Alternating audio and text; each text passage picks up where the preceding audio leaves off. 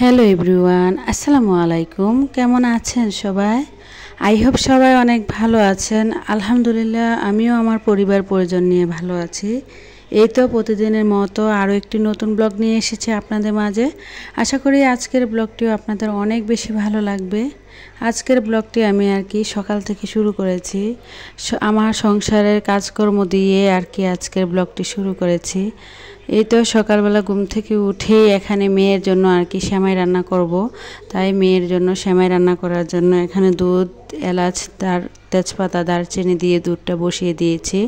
আর অন্য দিক দিয়ে অফ ক্যামেরাতেই রুটি বেলে এখন রুটিগুলো ছেঁকে নেব। যেহেতু এটা লাইফস্টাইল ব্লগ, তাই আমার সংসারের বা আমার দৈনন্দিন জীবনে আমি যা কিছু করি না কেন তাই আপনাদের মাঝে শেয়ার করি। আর আমি যখন রুটির ডো তৈরি করেছি এবং রুটি বেলেছি, যদি ওইগুলো দেখাতে যাই, দেখা গিয়েছে ভিডিওটা আরও অনেক বেশি লম্বা হয়ে যাবে। আর ইদানিং কিন্তু আমার একদমই ওয়াচ টাইম কেন জানি বাড়ছেই না। আমার প্রিয় প্রিয় আপুরা আমার ভিডিও দেখেন, কমেন্টসও করেন খুব সুন্দর করে, জানি না কিন্তু কতটুকু সময় নিয়ে ওনারা আমার ভিডিওগুলো দেখেন। তো যাই হোক, ভিডিও ছোট করার জন্য আর সব কিছু আসলে এভাবে ডিটেলস আপনাদের সাথে শেয়ার করতে পারি না তো এদিকে রুটিগুলো আমি ঘি দিয়ে ভেজে নিয়েছি। আর এখানে একটু সেমাই রান্না করব মেয়ের জন্য। অফ ক্যামেরাতেই বাদাম ভেজে নিয়েছিলাম, এখানে অনেকগুলা বাদাম। আর এই বাদামটা আমার মেয়ের এত বেশি পছন্দ, আমি কিন্তু এগুলা ভেজে ঝাড়ে রেখে দেবো দেখা গিয়েছে ও প্রায় সময় বাদাম খেতে চায়, তখন দেব। আর কিছুটা বাদাম আমি সেমাইয়ের সাথেও দেব। আমার কাছে সেমাইয়ের সাথে বাদাম দিলে অনেক বেশি ভালো লাগে, যখন বাদামের ফ্লেভারটা আসে তো এখানে সেমাইটা রান্না করে নিচ্ছিলাম। ভিডিওর এই পর্যায়ে এসে যে সকল প্রিয় আপু এবং ভাইয়ারা আমার ভিডিওটি দেখছেন, প্লিজ ভিডিওটিতে অবশ্যই একটি লাইক দিয়ে কন্টিনিউ করবেন। আর যারা অলরেডি এই কাজটি করে দিয়েছেন তাদেরকে জানাই অসংখ্য ধন্যবাদ। আজকে যেহেতু আমি একদিন পরে পরে ব্লগ দিই, তাই আমার 2 দিনের ব্লগ আজকে একসাথে শেয়ার করেছি। তো এখানে সকালে নাস্তায় রুটি আর এই যে সেমাই রান্না করে নিচ্ছিলাম।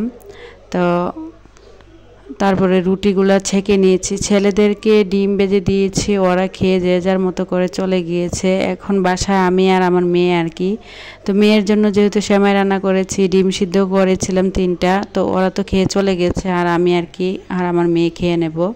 তো এখানে কিছু খেজুর, ডিম, রুটি নিয়েছি। আর আমি সেমাই দিয়েই রুটিটা খাবো। আমার কাছে সেমাই দিয়ে রুটি খেতে অনেক সময় অনেক বেশি ভালো লাগে। জানি না আমার কোন কোন আপুরা কখনো খেয়েছেন কিনা, তবে আমি প্রায় সময় সেমাই দিয়ে কিন্তু রুটি দিয়ে খাই। আর আমার ছেলেরা তো ডিম ভাজি দিয়ে খেয়ে চলে গিয়েছে স্কুলে। ওদের যেহেতু 7টা থেকে স্কুল, তার জন্য ওদেরকে আসলে খাবার খাওয়ানোর সময় আর ভিডিও করতে পারি না, খুব তাড়াহুড়োর মধ্যে দিয়ে থাকতে হয়, তাড়াহুড়োর মধ্যে দিয়ে আমার যেতে হয়। তাই ওদেরকে খাবারটা দিয়ে দিয়েছিলাম, ওরা খেয়ে চলে গিয়েছে।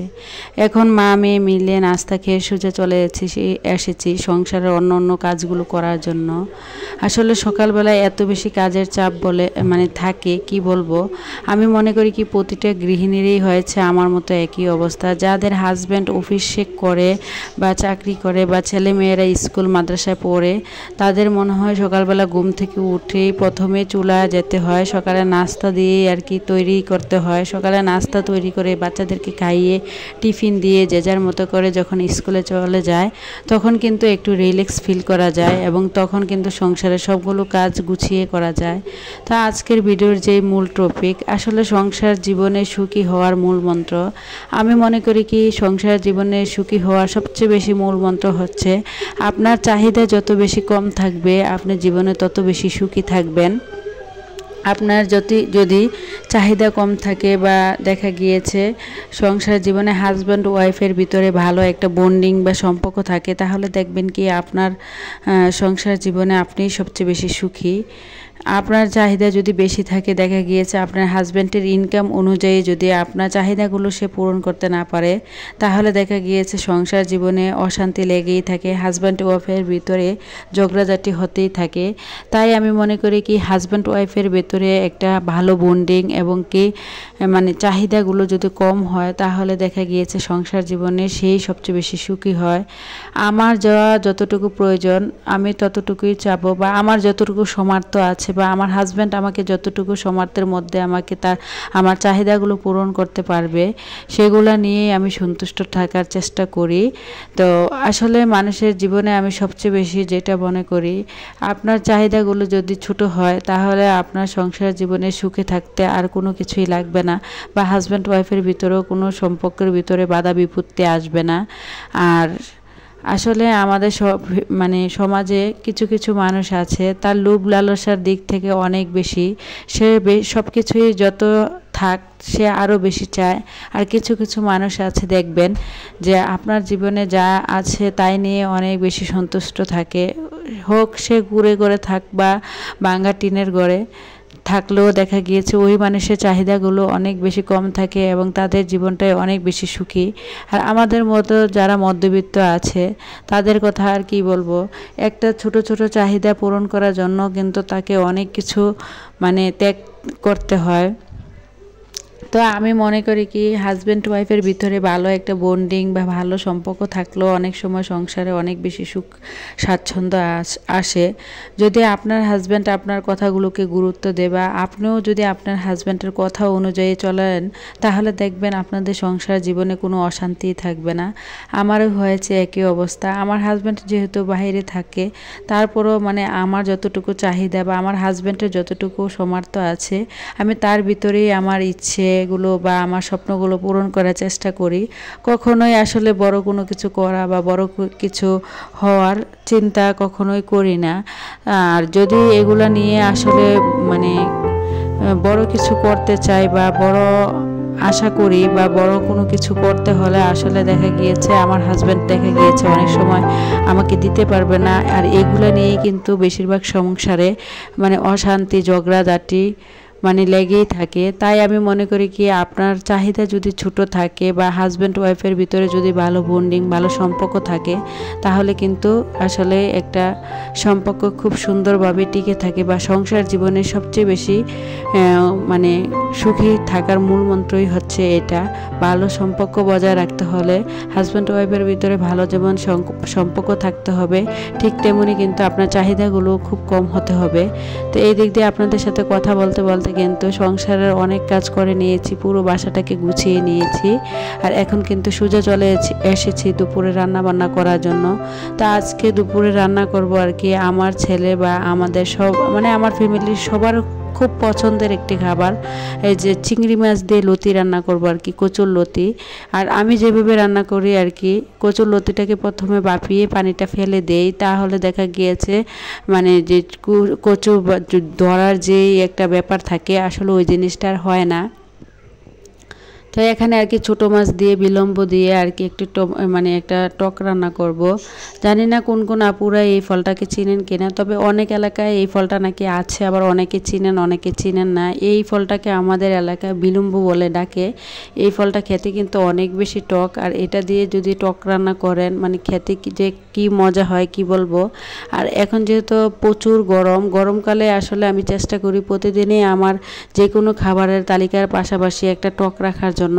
আমার কাছে টকটা বেশি পছন্দের। আমার ছোট ছেলে তো অনেক বেশি টক পছন্দ করে, তাই আমি আর আমার ছোট ছেলের জন্য আর কি টক রান্না করি। কিন্তু আমার বড় ছেলে একটু কিন্তু ছুঁয়েও চায় না, কি বলবো, ও খাবেই না।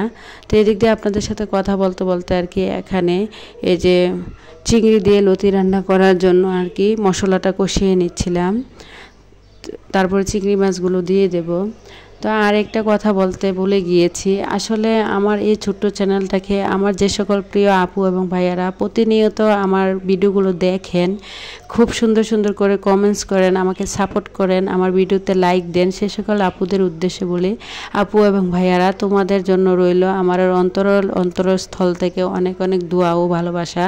আর আজকে যারা আমার চ্যানেলে নতুন জয়েন হয়েছেন চাইলেই আমার চ্যানেলটি সাবস্ক্রাইব করে পাশেই থেকে যেতে পারেন। পাশে থাকা বেল বাটনের অল অপশনটি প্রেস করে দেবেন, যাতে করে আমি কোনো নতুন ভিডিও ছাড়ার সাথে সাথে আপনার কাছে নোটিফিকেশন চলে যায়, আপনি আপনার সময় ও সুযোগ করে আর কি ভিডিওগুলো দেখে নিতে নিতে পারবেন।